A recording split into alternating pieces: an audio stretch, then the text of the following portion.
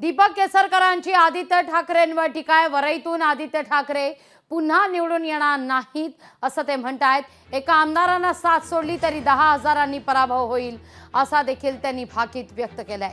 वरईत आदित्य ठाकरेंकडे अवघा 6,000चं लीड आहे। मवियाचं सरकार येईल हे आदित्य ठाकरेंनी विसरावं असं केसरकरांचं म्हणणं आहे। आदित्य ठाकरे आधी तर निवडून येणार नाही। 6,000 मतांचं फक्त लीड हे त्यांना वरळीमध्ये मिळालेलं आहे।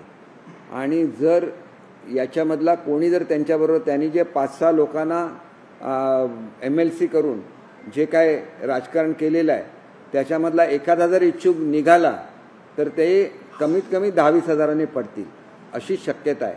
त्याच्यामुळे आपण निवडून येणार आणि आपलं राज्य येणार हे तुम्ही स्वप्नामध्ये बघा। 140 ठिकाणी आमचं ऑलरेडी लीड आहे।